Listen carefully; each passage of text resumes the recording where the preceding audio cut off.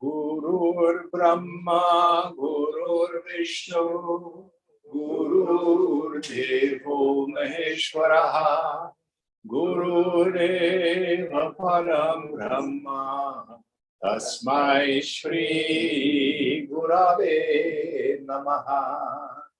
Chinmayam Vyapyat Sarvam, Trilokyam Sacharacharam, Tatpadam Darshitam Yena, Tasmai Shri Gurave Namaha.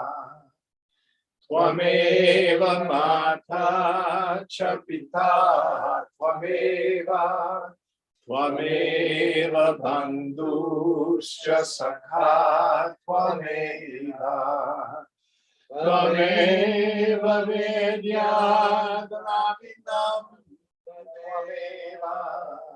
Tvameva Sarvam Mama Deva Deva, Tvameva Sarvam Mama Deva Deva.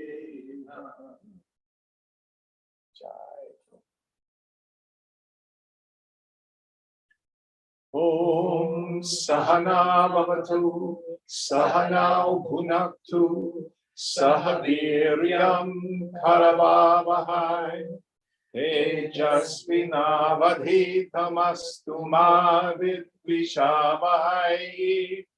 Om Shanti, Shanti, Shanti. So last week, we were working on the idea of what is this phenomenal world? And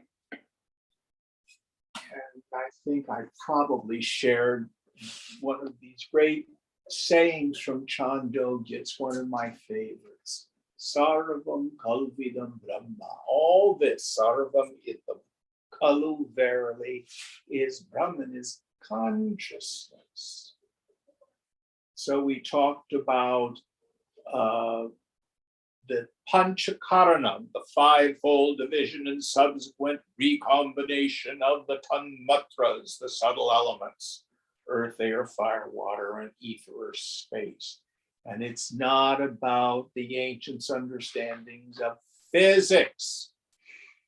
It's about the yogic notion of perception. And that if I see the coffee table in the waking state, well, I think it's separate from me, it's made of wood. But if it happens in the dream, well, it still looks like wood, but it's really just my mind appearing as a coffee table. It's a combination of seeing, hearing, tasting, touching, smelling, which is something my mind does. And yoga thunders, this is no different. So I think we're on the 13th shloka, is that right? That's right. All right. So Sam, will you help us out? Do you have enough light? Yes. Pancha prana mano buddhi tendriya samanapitam apanchikrita bhutotam sukham sukshmangam bhoga sadhanam. The subtle body, which is the instrument of experience, is constituted of 5 pranas, the 10 organs, the mind and the intellect, formed from the rudimentary elements, tanmatras. As they exist, before their fivefold division and mutual combination with one another. Panchikarana. So, wrapping up last week's conversation, this gross body, and when we say gross, we don't mean icky. We mean gross, meaning it's a denser vibration. The low notes on the piano are grosser than the high notes, etc. So this is called the stula sharira, the gross body, the meat lump. Walk around it. Then we have what's called the subtle body. Now, Pamela, you were sharing, I think, at the first lesson that in some classes you were taking, it was like an energy body or a subtle body, or Well, I found out in a class that the subtle body is what continues on after this life. yes. So here we're going to find out what is the subtle body. So it starts out with the 5 organs of action and the 5 organs of knowledge. Oh, wait a minute, aren't those in the physical body? Yes. But they're also in the subtle body. Why do we say that? Because you can see, hear, taste, touch, and smell in a dream. You have hands, feet, tongue, anus, and genitals in a dream. So they exist in their subtle form, in the subtle body. We also talk about the 5 pranas, the Panchavayu, the 5 airs, literally. So prana is you guys who are, I always get this confused. So one of you are going to have to help me out. So we take the main prana and it's divided into 5 subsidiary pranas. So the first one, prana, that involves inhalation. Second one, apana, is exhalation, or in some scriptures it also governs elimination. Then samana, is that one digestion? Yeah, it's like assimilation. Yes. So that is when you eat, what gets all your bodies to do their stuff and to assimilate the nutrients. And then dhyana, which is the circulation of the blood. And then the last one, udana, which is thinking. Now, in the Christian tradition and in most traditions, we have some form of prayer and fasting. What's the difference between a fast and a diet? Fasting is restricting the intake of. Well, so is a diet. One has a spiritual purpose. You're getting close. Yeah, I would say it's the intent. Yes. Because a fast is a prayer, where a diet is more for the body. What does the fast do? It makes you long. Makes you long? It makes you long, but it also helps you restrain yourself. There's a yogic principle that has to do with prana. Because when you restrict your food, the pranas start to collect. And we always do prayer and fasting together in the Christian tradition. They're always linked.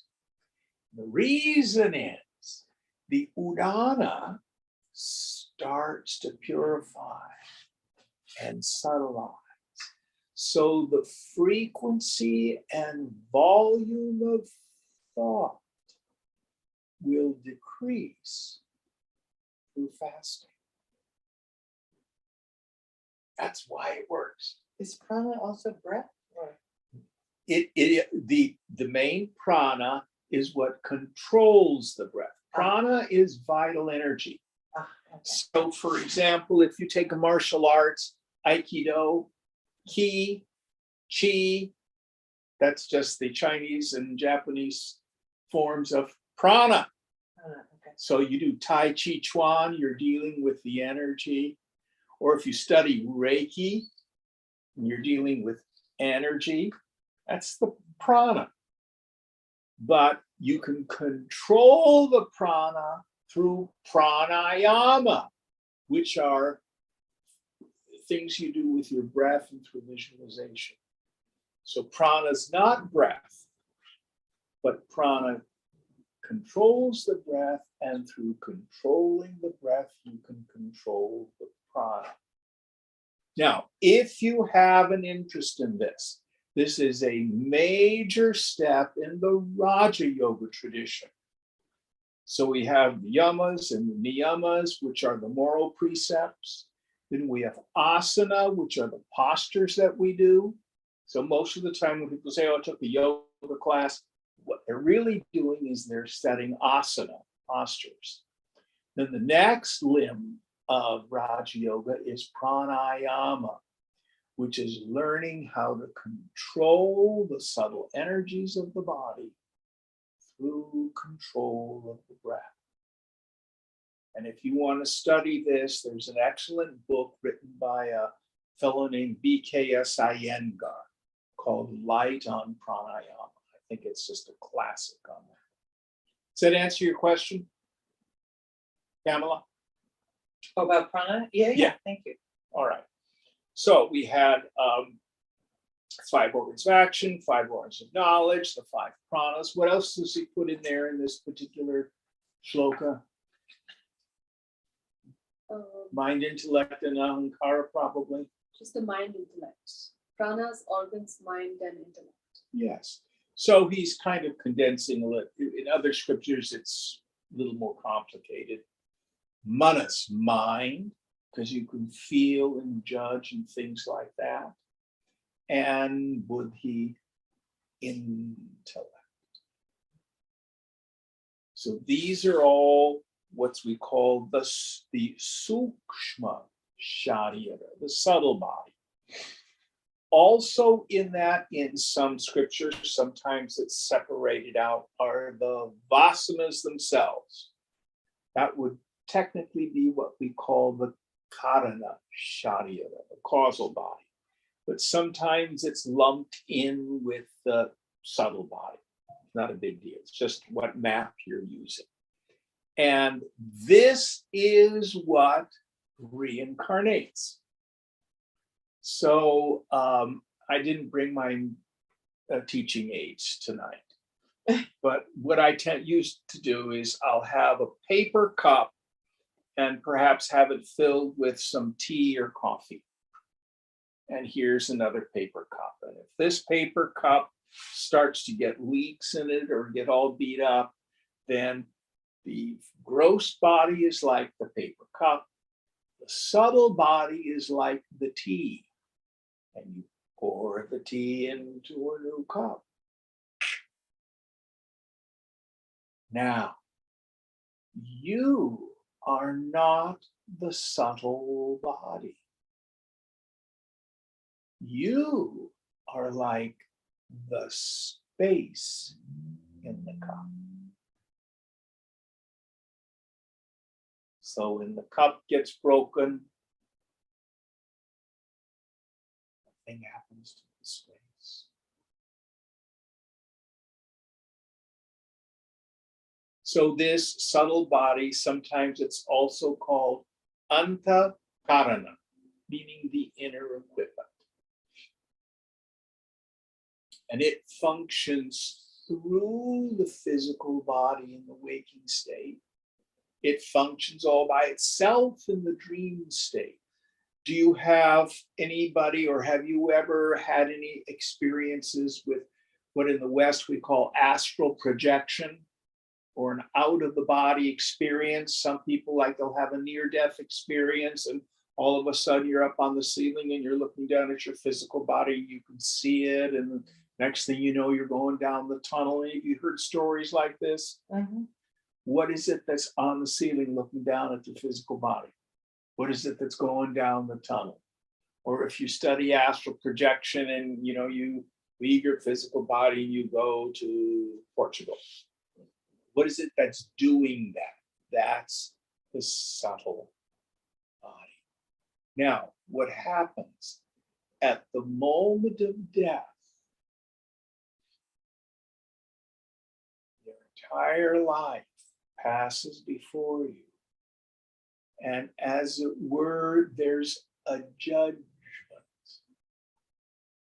Now, this is not what most people think. There's no man in a white beard saying, you did this wrong 10,000 lifetimes as a worm. No. What we're shown is what's really important. It's not the job we have, not our titles, it's not the stuff we've acquired. It's things like, did you take time to help a person in need? Were you able to let go of the need for revenge or redress?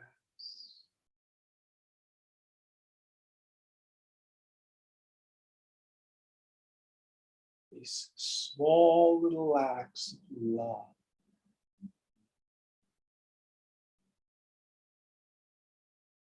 And then some scriptures say in 40 days, back into a body. Some say you wait until a conducive environment presents itself. And then we're impelled into another physical body to continue to garner experience, fulfill desire, learn lessons. Any thoughts on this? Is this then what carries your karma, Yes. the subtle body? Okay. Well, both do. So does the physical body. Right, So, but I mean, when you die. yes, yes, yes. Self has no karma. I'm sorry? The self has no karma. Right, no, I got that. So once you're enlightened, there's no more karma. Well, yes and no. And if we have time after we get through our 4.3 verses today, we'll talk about the three kinds of karmas. Okay. Because it's subtler than you think. Oh, I'm sure. Okay, next verse.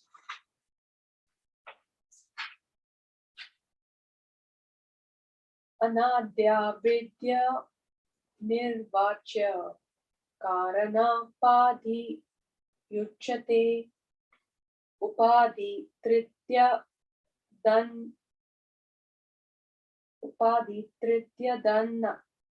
yatman namavadharayet. Avidya which is indescribable and beginningless, is the causal body. Know for certain that the Atman is other than these three conditioning bodies, upadhis.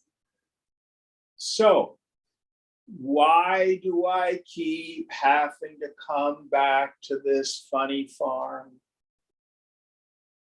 Why do I keep having to reincarnate into a world of dukkha, suffering, and sorrow? Are there good times in this world? Yeah. Boy, is there a lot of grief. Why? The body is essentially a vehicle for the fulfillment of desire. So, for example, here we are living in California. If you want to go to Hawaii, you can take a plane, you can get on an ocean liner, but you can't drive a car and you can't take the train. Wrong vehicle. If, on the other hand, you want to go to Chicago, You can fly, you can take a train, you can drive a car. Too bad sailboat won't take you there. Wrong vehicle. So, for the sake of discussion, let's say half a dozen lifetimes ago, Soundariya thought, I really want to be a Japanese sumo wrestler. I want to be 6'4" tall, and I want to weigh 600 pounds and squish. But I also want to be born in India and be a beautiful woman and meet Punita. Not two desires. So which one's going to win out? Well, samurai next time. This time,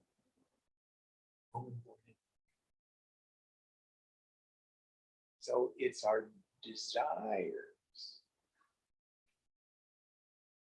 And sometimes there are deep lessons we want to learn. I think, for example, if in my ignorance I've been mean-spirited or harsh to people or done some dastardly deeds, then the higher part of our minds will say, okay, let's experience the other side of that.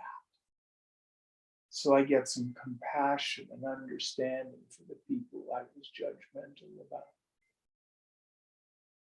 All sorts of complexities to karma. But we get the perfect right vehicle to work out exactly what it is. To fulfill the desires that we have, to learn the lessons that we have. Now, yoga says you do not get what you want in this life. Listen carefully. You also don't get what you need. There are people who are starving to death. But what we do get is the inevitable results of our past actions. For Westerners, that's oftentimes a very hard one to internalize. You mean some child wanted to be abused? No, no child wants to be abused. But why did it happen to this child and not another child? For me, yoga has had the only satisfactory answer I've ever had for the appearance of suffering. It's not that we're being punished. We are not punished for our sins. We are punished by them. Let me give you an example. My mother died a horrible death from emphysema. It's a horrible way. I wouldn't wish that death on my worst enemy. Did she desire to die from emphysema? Not directly, not consciously. But she was a lifelong smoker. So she got the inevitable results of her actions. Not everybody who's a lifetime smoker dies of emphysema. Sure as hell a greater livelihood of it. So most of our actions, which are self-destructive, are done in ignorance. I think she was probably 15 or 16 when she started to smoke. Nobody knew it was going to do all that. Way back in 1935. You know. So any questions about this? I think for me, there seemed to be, deeper lessons. I don't know how to say it. I mean, that's very clear consequence of a very clear action. But for me, I keep saying this phrase over and over, I want to die clean. Basically, I don't want to lie to myself or others. I don't want to, feel the consequences of things that I would normally be upset about, etc. And So- that's great self-awareness. And that kind of self-awareness is the result of many lives lived intelligently. What's his face who just got indicted in New York, George Santos? I think he has different values. I hope so. You know what I mean? Yeah. So you may have done that No problem. lifetimes ago. Otherwise, you wouldn't value integrity so much. You see what I mean? Yeah. No, right on, right on. So, the physical body is essentially an instrument for the fulfillment of desire, for learning of lessons. But why do we do this? Because of this strange, beginningless phenomenon of spiritual ignorance. Now, the scriptures, avidya is the term that Shankar is using here. Vid is the root, means to, one of the ones that means to know. So, avidya is ignorance, not knowing. And the scriptures say that this spiritual ignorance is beginningless.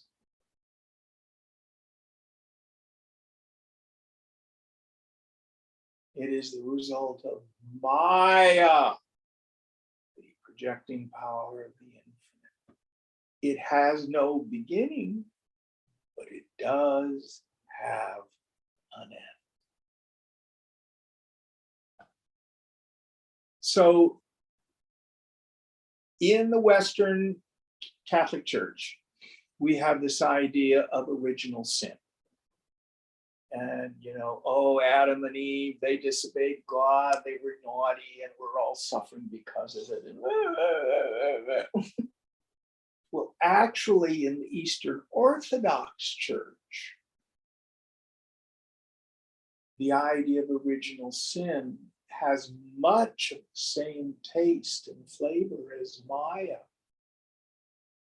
It's a description of a fact. Fact is, we are born into a state of spiritual ignorance. Nobody can say why. Nobody's at fault. It isn't the result because we're bad people and disobeyed God. That's not true.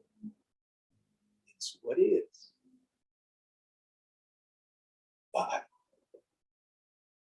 there is a way to get out of it. And this is what we call self-realization, enlightenment, the prayer of mystic union, consciousness. There's many names. And it seems to be part of what it is to be human ultimately. And we have many lifetimes to awaken, to unfold. But Shankara says the cause of it all is avidya. So in the Western traditions, we seek corporeal immortality. I'm going to go to heaven and I'm going to be there as a personality and I'm going to see Aunt Mary and Uncle Bob and Grandma and we're all going to have wings and, streets of gold. That's not yoga's notion of what freedom is.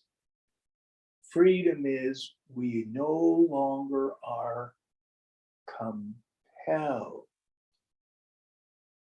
into a world of sorrow.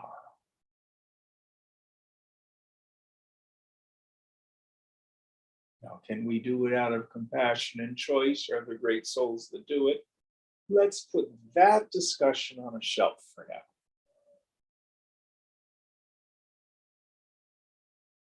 But for most of us, the act of incarnation is compulsory.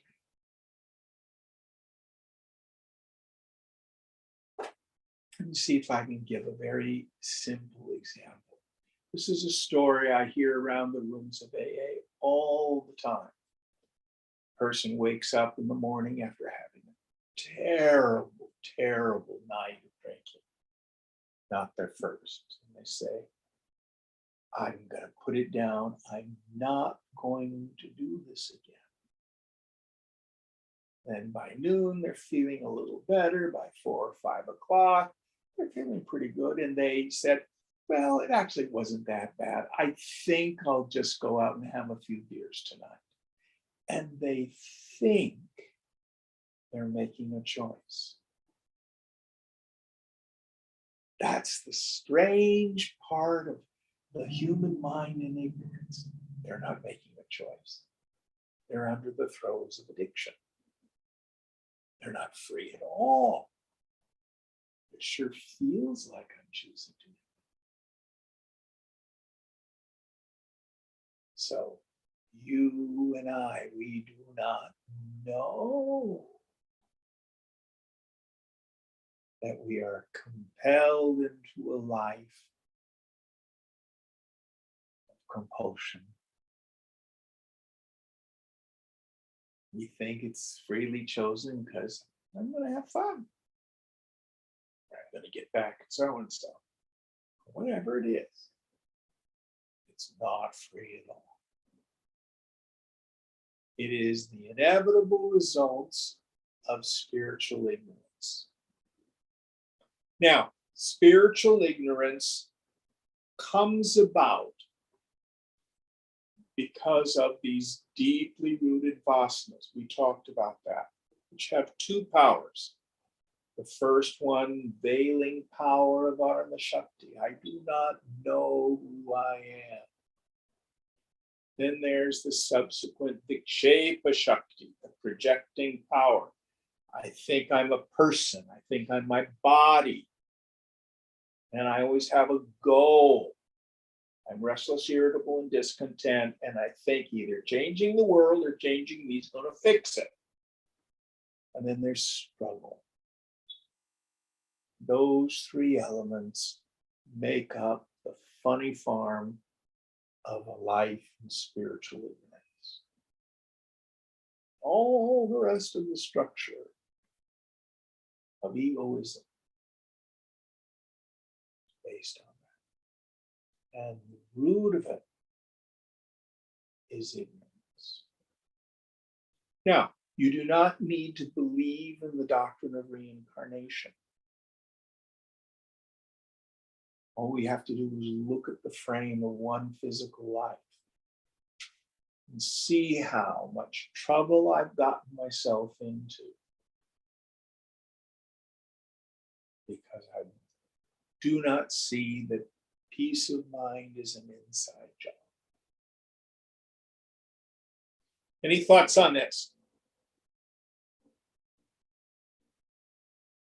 Does your energy body also pass between lifetimes? A subtle form of it.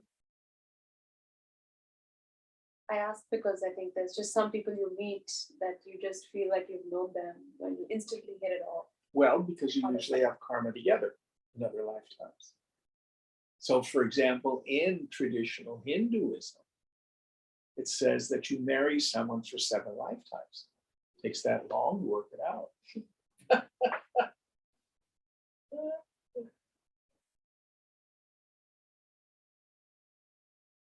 But we've all had, my old roommate, Perry George, I met at the first rehearsal of the San Francisco Gay Men's Chorus. We immediately struck up a friendship.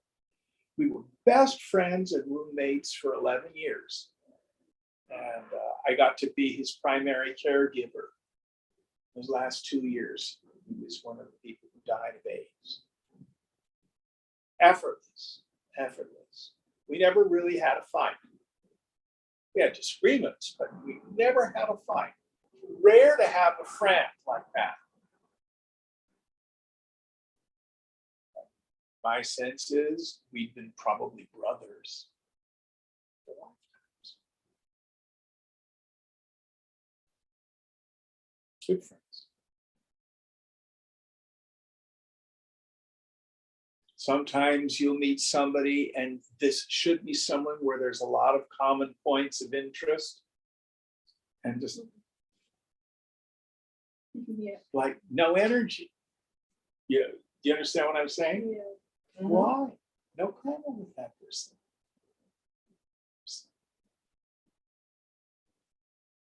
Sometimes we meet people, and what it's about are things we have to work out in this relationship. Sometimes it'll be a friend, and it's a lot of love, but it's a lot of hard work too. Gotta work things out.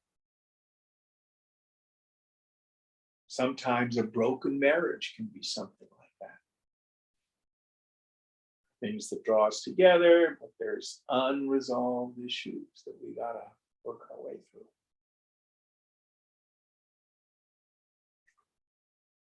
So yes, right above the physical body, you can say there is an energy body, the prana itself. Grosser forms of that, as does grosser forms of the mind, do fall away at death. So what we get is a subtler form of the energy, a subtler form of the mind. You will see things more clearly after you're dead. A lot of things that were problematic and confusing in the physical body. Oh, of course. And then there's a word in Sanskrit called loka. Loka means world or peoples. So the subtle body will hang out in a loka. We kind of finish where any unfinished karmas of that particular lifetime, and then we're held into a new body based on the force of the past.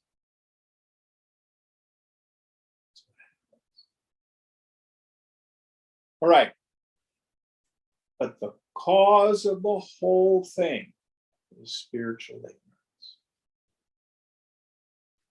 Next verse. Panchakoshaadiyogena tattanmaya ivastitha shuddhatma nilavastra tiyogena spatiko yatha. In its identifications with the 5 sheets, the immaculate Atman appears to have borrowed their qualities upon itself, as in the case of a crystal, which appears blue or yellow, depending upon the color of the cloth in its vicinity. So the word for crystal is spatika, quartz crystal. So if you go to a jeweler and you're going to buy a piece of quartz crystal or a precious gem that's clear like a diamond, and they can have blue velvet or black velvet or red velvet.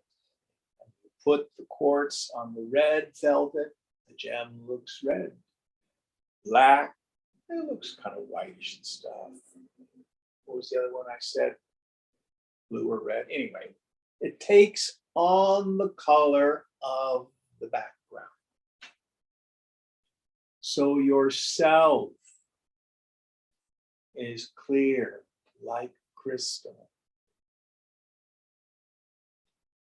But when in the subtle intellect, I do this superimposition, I attribute to the self the qualities of the not self. it seems like the self takes on those qualities, but really.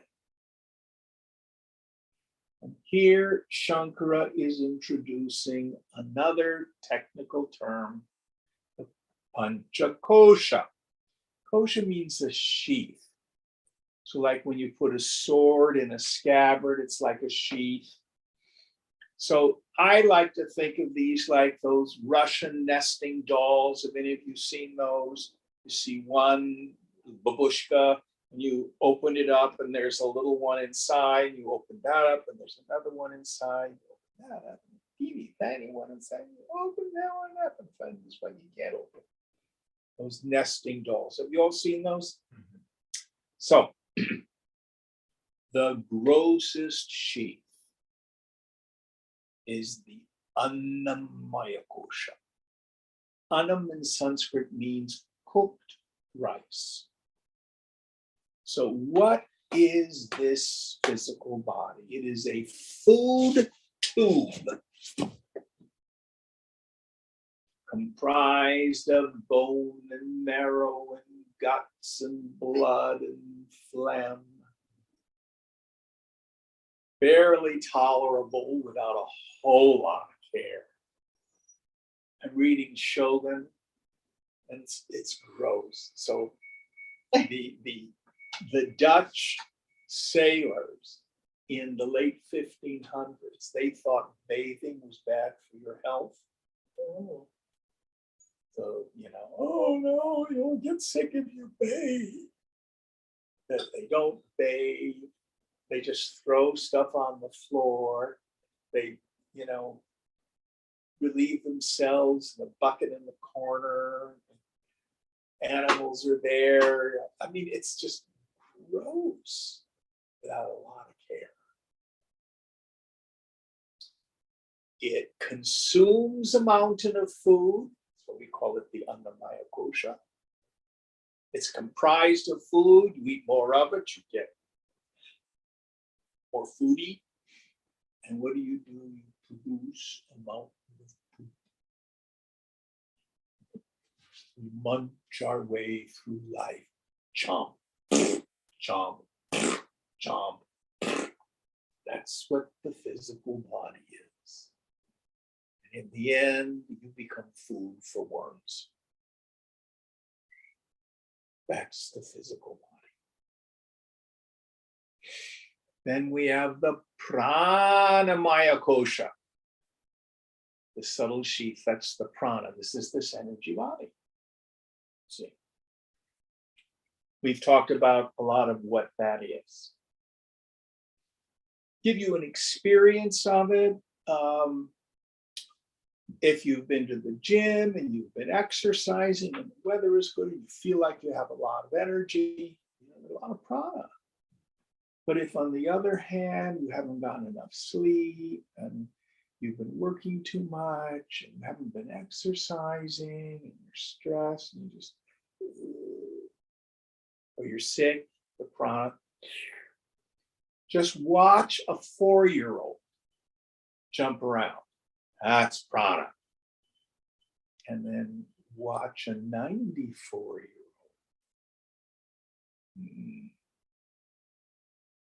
Clock is running down. Then we have the Manomaya kosha, the mental sheath. This is where feelings and judgments happen. Scriptures say the mind is the world and the world is the mind. This is why two different people can be living next door to one another and have a vastly different experience of reality. What's different? The mind.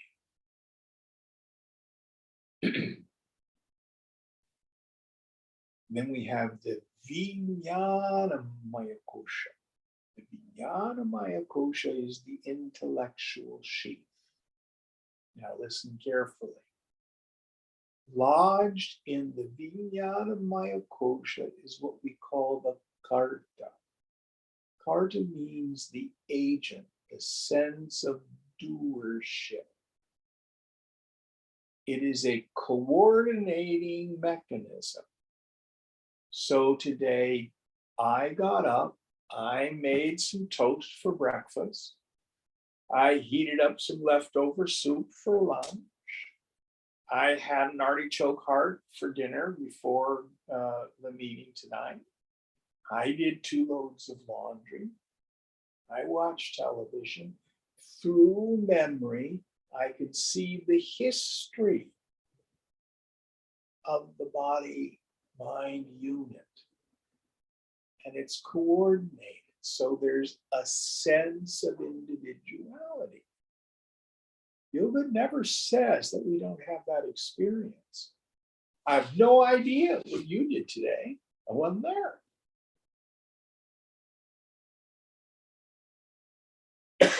What we have to see is that's a function of the intellect. That's not me.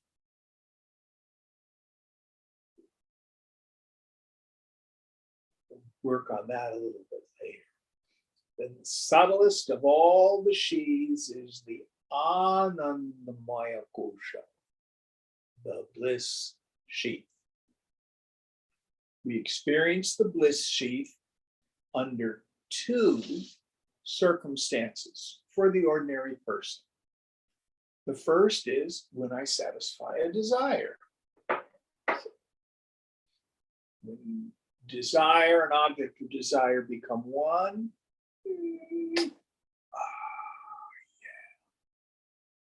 that happiness that I experience is when I satisfy a desire.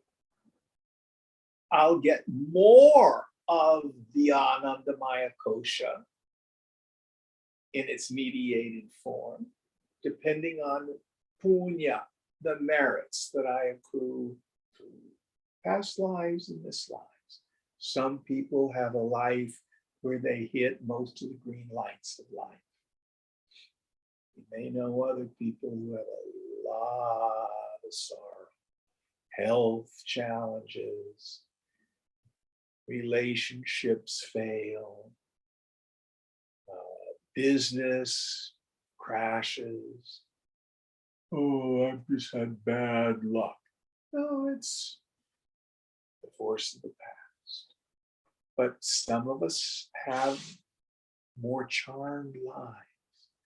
We get to experience the mediated form of the Anandamaya Kosha more frequently. I call it mediated because there's a medium through which I experience it. The other place where we experience the Anandamaya Kosha is deep sleep. Everybody, without exception, loves a deep sleep. Now, you don't know you're enjoying it. You can only reflect on it through memory. I slept a long time last night. I didn't get up till past 9. That's not like me. Of course, I was reading a book until about 1 o'clock. That's probably why. And I woke up. Oh, I felt so rested. Good sleep. Everybody enjoys it. And then kind of a little side venture on this is what's called Vasanananda. Vasana Ananda. Vasanananda. I call it snooze alarm bliss. So you wake up in the morning, you don't have to do anything. Okay, you punch the pillow and you're in that kind of drifty twilight place that feels so good. There's just enough mind there to enjoy it. You all know what I'm talking about? And then, oh, I do need to get on that project. Or for me, I really do need to get up and pee. Oh, I have to call so-and-so. I know I'm not supposed to do anything. I have the day off for work, but I really need to check about that report I have to do. You know, when that happens, and then the bliss, it recedes. The mind comes in. So what does this prove to us? The mind is absolutely necessary to suffer.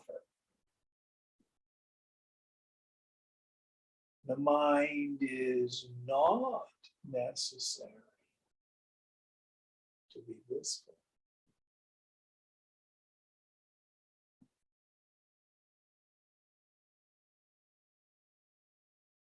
What a yogi learns to do is let go of the craving part of the mind so that it comes home.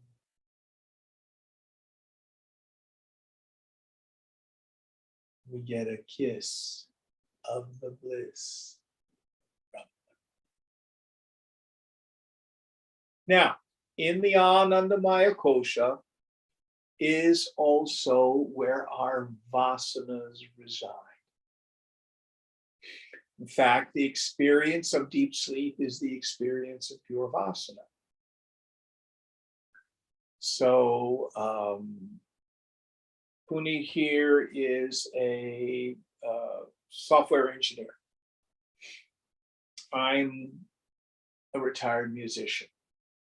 Our experience of deep sleep is the same. I know nothing. I'm through memory. I must have slept soundly. I don't remember anything. But when we both wake up in the morning, I wake up as a musician. He wakes up as a software engineer. And that goes on from day to day. The vasanas go into their seed form and sprout again the next day. The self is beyond the Panchakosha. Now, would you read our verse again in English? One we just did. In its identifications with the five shades, the immaculate Atman appears to have borrowed their qualities upon itself, as in the case of a crystal, which appears blue or yellow, depending upon the color of the cloth in its vicinity. So, our job is to disidentify from the Panchakosha. Take a deep breath, feel the breath in the body. That breath in the body is an object of awareness. What's your energy level like right now? It's pretty good. But that energy is an object of awareness. Whatever I'm feeling, joy, sorrow, peace, agitation, I know those feelings. I am not those feelings. Vijnanamaya kosha. Whatever I'm thinking, I could even see the rise and the fall of the ego sense.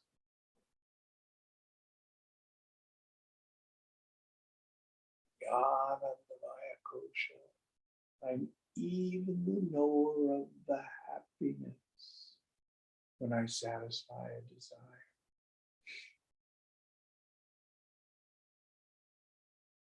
I am other than the five sheets.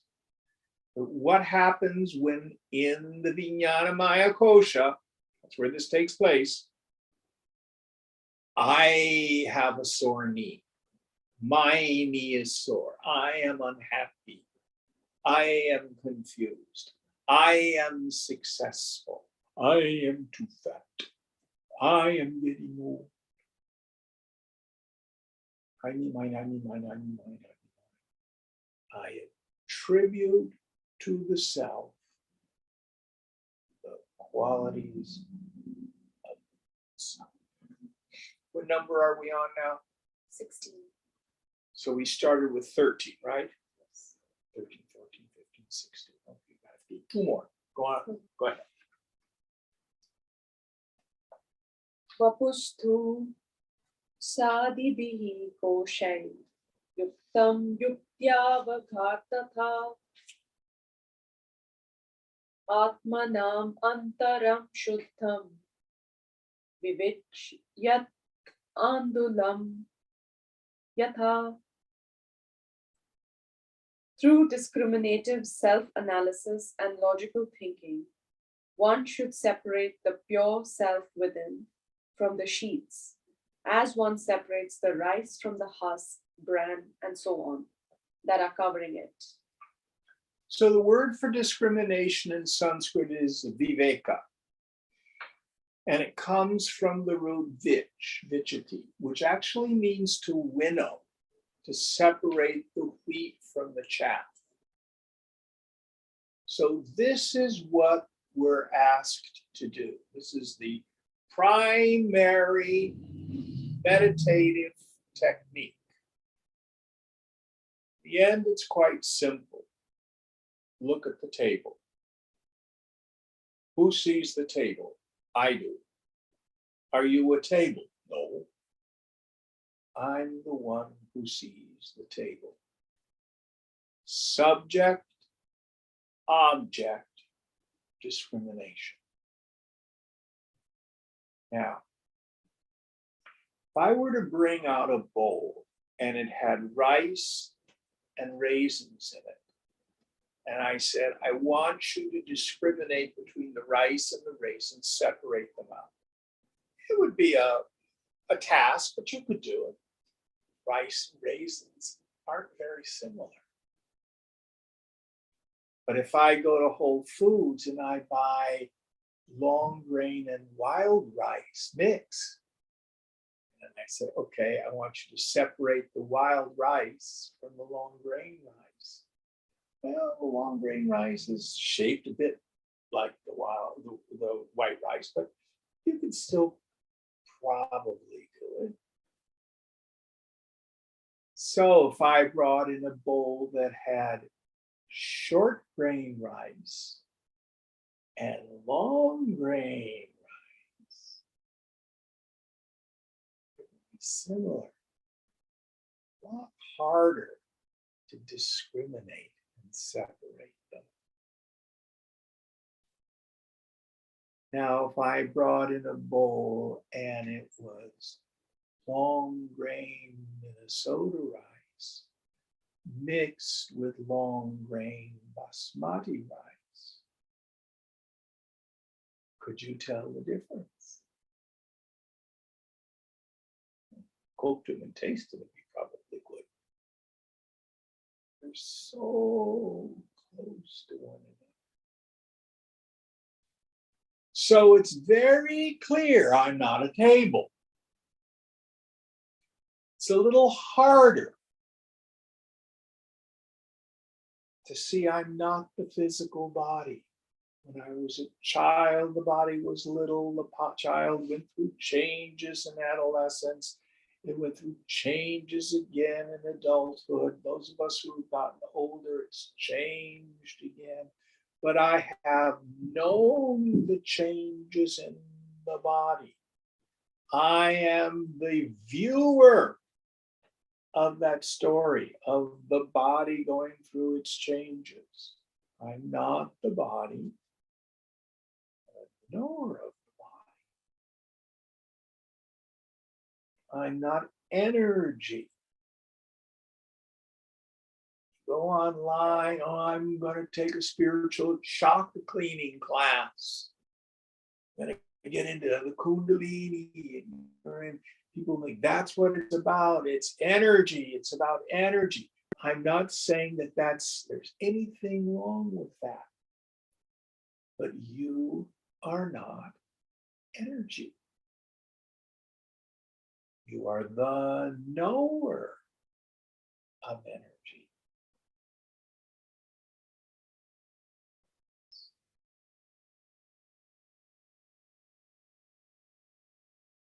Feelings, joy, sorrow, anger, serenity, boredom, enthusiasm.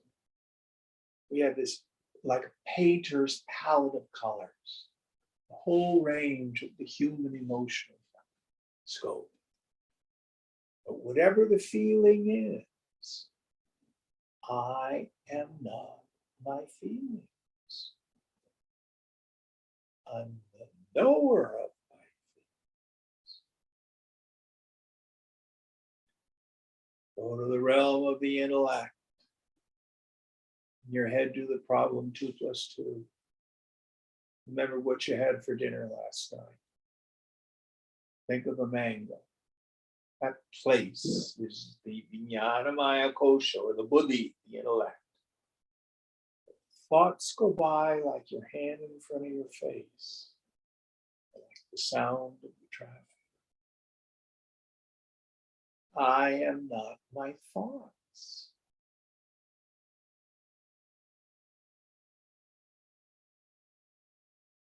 I'm also not the darkness of deep sleep. I see the mind folded up and it becomes awake. I see those changes.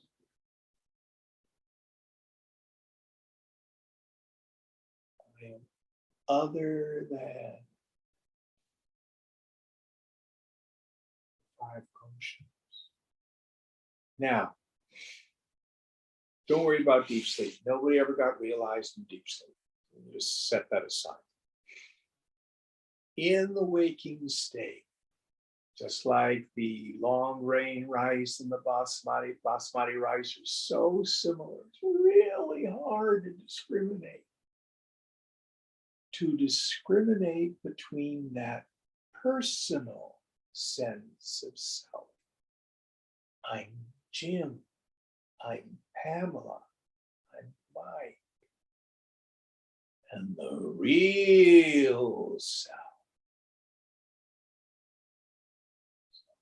My mind gets very quiet.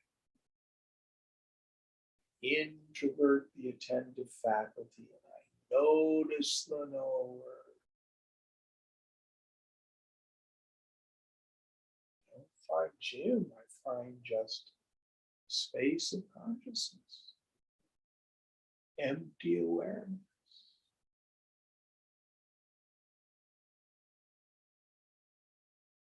Fundamentally different than this karka in the intellect, the agent, the doer. I'm Jim.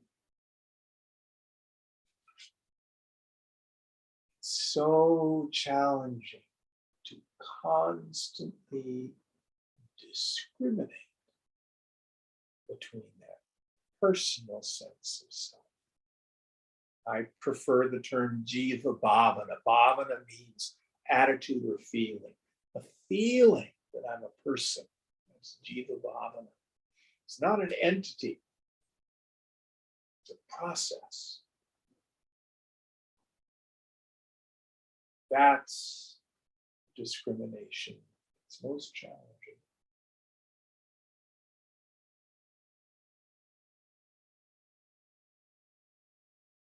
So this is the fundamental practice of Drishya Viveka, the discrimination between the seer and the seen.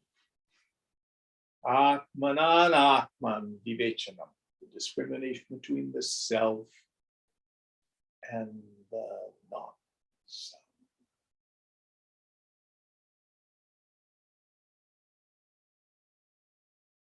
So, your slogan, if I feel like a person, I'm deluded. When I feel like I'm a person, the mind always presents a struggle. Rather than trying to resolve the struggle of ego, see if you can drop the struggle, learn. Let it go. Turn the attentive faculty back on who am I? And that jiva bhavana will fall. Because it's not an entity.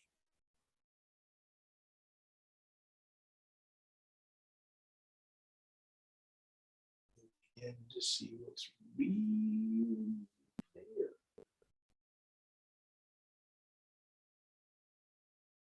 All right, one more. Sada sarva gatopyatma na sarvatra vabhasate buddha beva bhasate swachhesu pratibimbavat. The Atman does not shine in everything, although it is all-pervading. It manifests only in the inner equipment, the intellect, buddhi, just as the reflection in a clean mirror. So, where does self-realization take place? Now, this is a secret. There are two kinds of knowing that we're going to be talking about. The first kind of knowing is the real knowing, real with a capital R. How do you know you are you? You do not see, hear, taste, touch, or smell, emote, or think yourself, yet you know you are. The most miserable of creatures does not doubt their existence.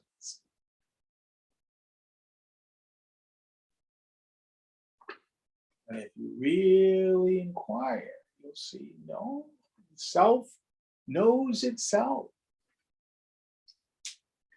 But what is self-realization? It's this aha that takes place in the subtle intellect.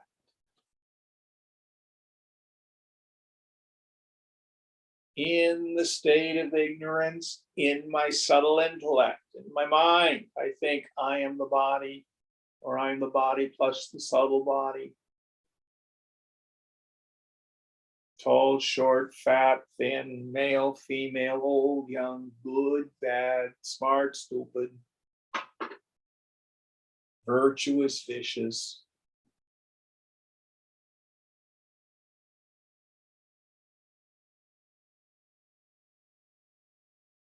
But the truth is, I am none of that.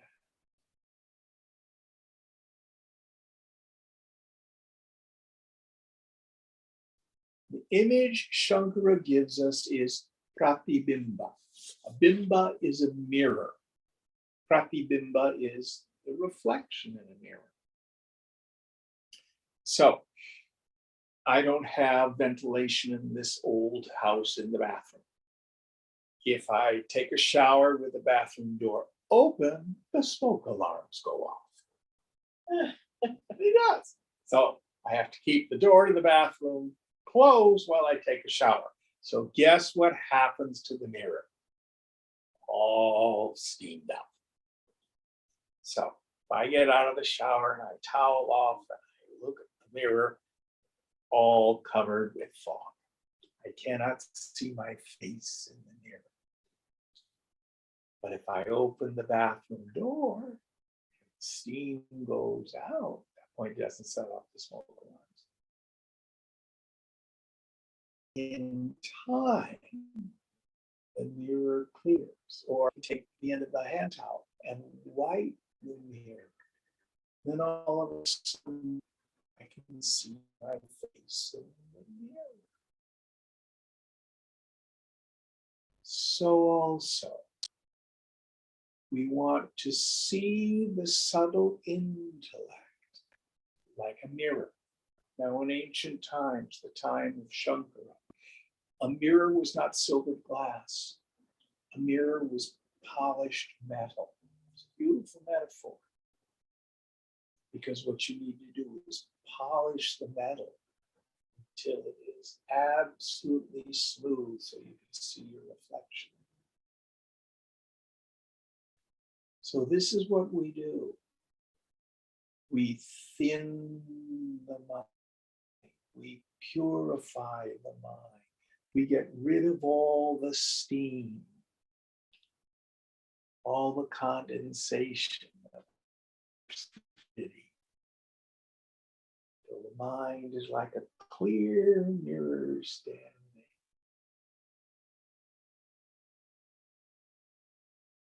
Then the nature of the self is evident.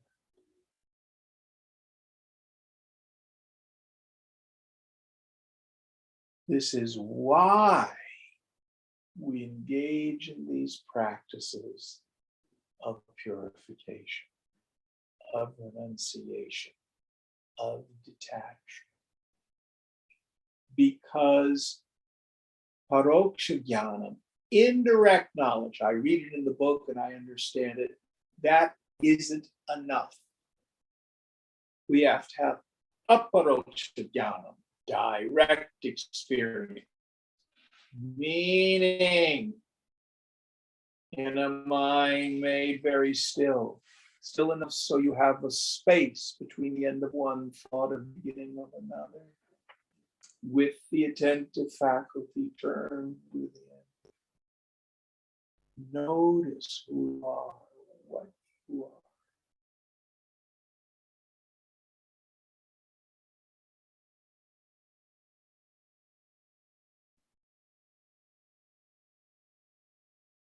All that's there is one of my favorite terms, Chid Akasha, the space of pure awareness.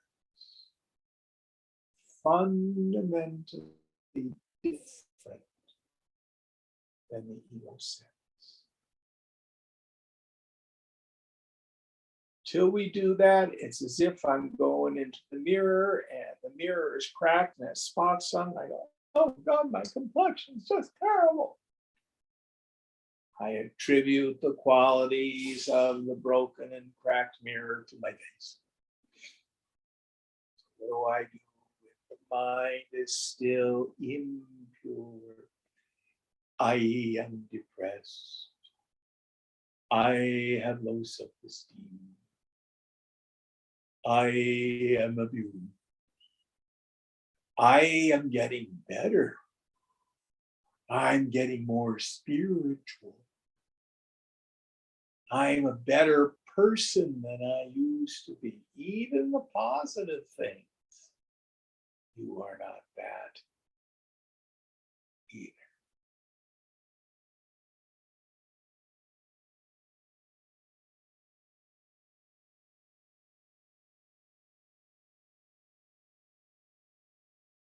Who am I? That was 17. 17. We started 13, 14, 15, 16, 17. Om Purnamada Purnamidam Purnat Purnamudachyate Purnasya Purnamadhaya Purnameva Vashishyate. Om Shanti Shanti Shanti. Hari Om Shri Guru Pyo Namaha. Hari Om.